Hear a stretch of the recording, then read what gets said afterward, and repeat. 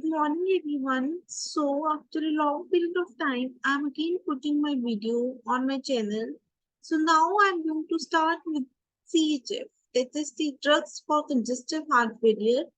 First of all, I've discussed with you the types, pathophysiology, and signs and symptoms of congestive heart failure in this video. And before I start my video, I want to request you if you like this video and if it is helpful to you, kindly subscribe to my YouTube channel. Let's talk Unitica Pharmacology Discussion. And now I'm going to discuss with you types, pathophysiology, and signs and symptoms of congestive heart failure. So first of all, what is the definition of heart failure? It's a complex clinical syndrome that can result from any structural or functional cardiac disorder. Any structural or cardiac functional cardiac disorder can lead to impairment of the ability of the ventricles to fill with or eject blood. Means the ventricles, they are either unable to relax and fill the blood, or they are unable to eject the blood because of some structural or functional cardiac disorder. Now, congestive heart failure describes a condition where the heart muscle is weakened. Means the heart, it becomes dilated, it becomes globular in shape, and it gets stretched, and it gets weakened out and cannot pump the blood as strongly as before. Now, types of heart failure. First is heart failure with reduced ejection fraction. That's systolic heart failure. Means the heart is unable to pump the blood or to eject the blood from the left ventricle. Inability of the heart to pump the blood to the left ventricle, that is reduced afterload, reduced cardiac output, that is the systolic heart failure. Heart failure with preserved ejection fraction, that is the heart failure where the ventricles are unable to relax, or they're unable to they become globular in shape, become dilated, become stretching of the heart muscle occurs, they become relaxed, and then there is diastolic heart failure. That is the heart failure with preserved ejection fraction. Means they cannot fill the blood. The right ventricle is unable to fill the blood from the superior and the inferior vena cava.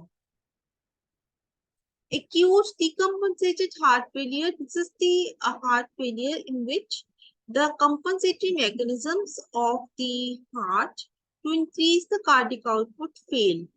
Means that is the compensatory mechanisms of the heart to increase the cardiac output if fail. That is acute decompensated heart failure, and it can lead to end organ damage. That is, chronic is compensated and acute is decompensated. Compensated is when the various adaptive mechanisms to increase the cardiac output, they are functioning, they are helpful. And decompensated is when the adaptive mechanisms are unable to increase the cardiac output. Now, it may be either primarily due to systolic or diastolic dysfunction. Systolic means when ventricles are dilated, unable to develop sufficient wall tension to inject adequate quantity of the blood.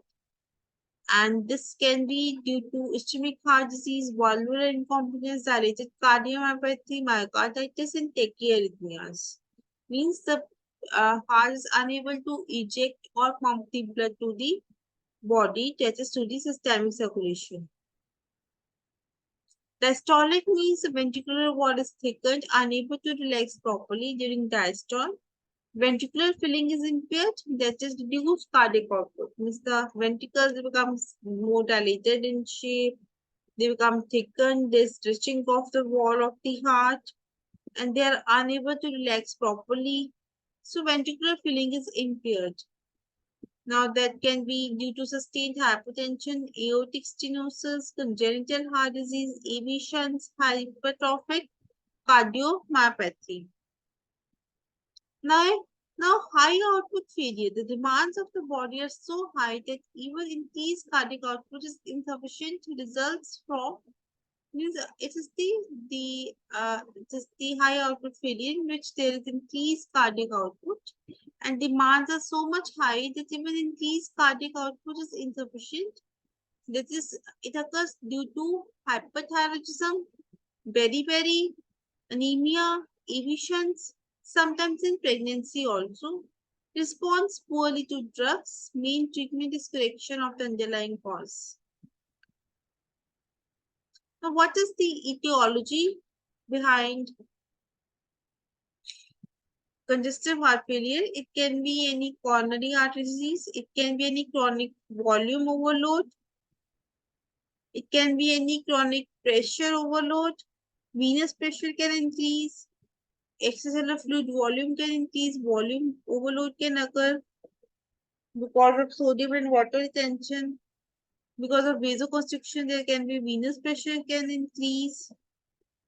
Toxins damage, high output states, that's high output cardiac output failure. Pulmonary vascular states, means pulmonary hypertension can lead to congestive heart failure. Cardiomyopathies can lead to congestive heart failure and various arrhythmias. This is the brady and this is in the reduced heart rate and increased heart rate. Arrhythmias can lead to congestive heart failure. So congestive heart failure can be termed as collective symptom of various complex ailments. Means there can be angina, diabetes mellitus, hypertension, ventricular tachycardia, hyperthyroidism, anemia, myocardial infarction. Means all these underlying pathologies can lead to congestive heart failure if not treated in time. Or the complications of these diseases can be the congestive heart failure. Now, compensatory mechanisms of congestive heart failure. Now, what is the compensatory mechanism of congestive heart failure? To enhance the cardiac output, body compensates for the intrinsic cardiac effects in the following manner. Now, first of all, when the blood pressure is reduced, it stimulates the baroreceptors. It is the increased sympathetic discharge to compensate for the decreased blood pressure. Baroreceptors located in the arc of aorta, carotid sinuses, and walls of the heart get stimulated, causing activation of beta adrenergic receptors. Means reduced blood pressure will lead to stimulation of baroreceptors, which will stimulate the beta 1 receptors, leading to increase in the heart rate and force of contraction. Increase in the venous return. There can also be increase in the venous return because of the stimulation of the alpha receptors and increase in the rate of force of contraction with the increased preload results in an initial increase in cardiac output. There can be increased preload, increased afterload because of action on the beta receptors and because of action of alpha receptors, there can be increased preload. So that can lead to increase in the cardiac output. Vasoconstriction of the arteries due to alpha stimulation also causes an increase in afterload leading to foreign ejection fraction. Instead, that can lead to systolic heart failure. As a result, the cardiac output decreases. Now, that can ultimately lead to decrease of the cardiac output. Now, activation of renin-angiotensin-aldosterone system, foreign cardiac output. When there is foreign cardiac output, that can decrease the renal perfusion rate. This blood flow to the kidneys is reduced, that stimulates the release of renin. And when the renin is stimulated, then the production of angiotensin 2 is more, and which causes vasoconstriction, increase in peripheral vascular resistance, and aldosterone levels are also increased, leading to sodium and water retention. And peripheral vascular resistance affects the afterload, during which the heart is unable to pump the extra blood volume.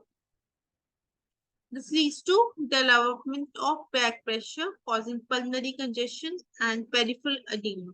This afterload is reduced.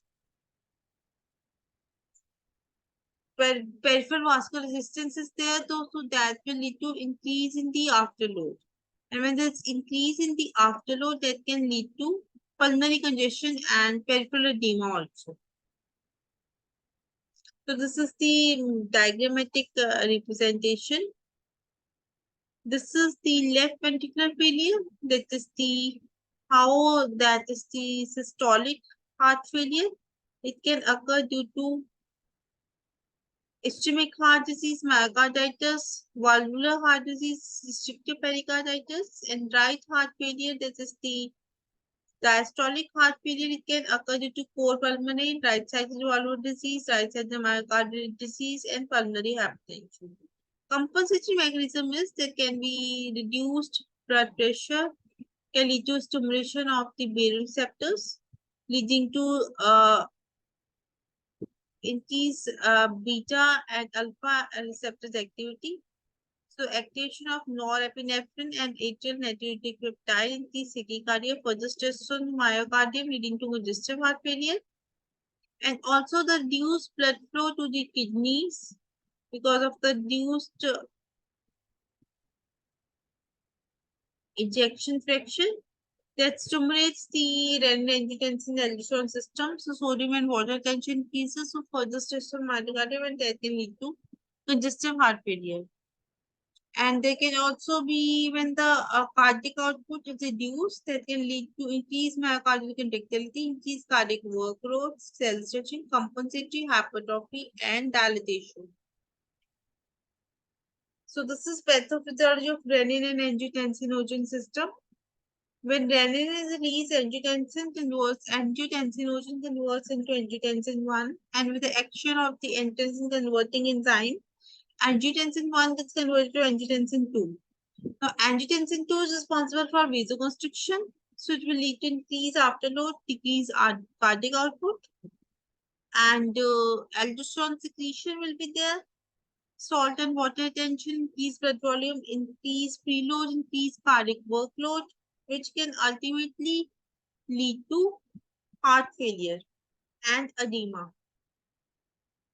Now, what are the signs and symptoms of congestive heart failure?